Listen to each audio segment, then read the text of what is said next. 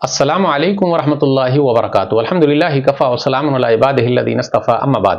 मोहतरम नाज़रीन किराम, तोहफ़े रमज़ान की आज की नशिस्त में आप हज़रात का इस्तक़बाल है। आज की नशिस्त का टॉपिक है ज़कात के फ़ायदे।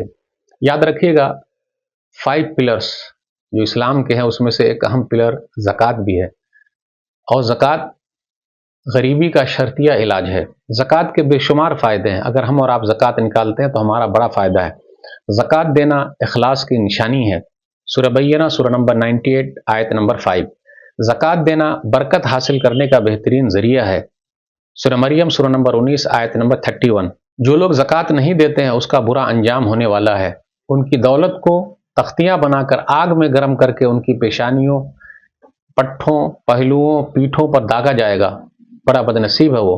ज़कात न देने वालों की गर्दन में जहरीला और गंजा सांप गले का तोक बनाकर डाल दिया जाएगा।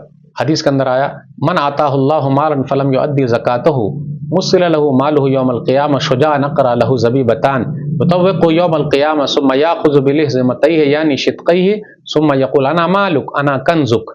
जिसको अल्लाह ने माल दिया और उसने उसकी ज़कात नहीं निकाली तो क़यामत के दिन उसका माल बहुत जहरीले गंजे सांप की शक्ल में हो जाएगा। उसकी आंखों के पास 2 काले नुक्ते होंगे जैसे सांप के होते हैं। फिर वो सांप उसके दोनों जबड़ों से उसको पकड़ लेगा और कहेगा, मैं तेरा माल हूं, मैं तेरा खजाना हूं। सही बुखारी किताबुल ज़का हदीस नंबर 1403।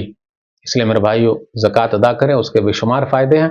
अल्लाह से दुआ है कि अल्लाह ताला हम लोगों को ज़कात निकालने की तौफीक दे। आमीन। अस्सलामु अलैकुम वरहमतुल्लाहि वबरकातुहू।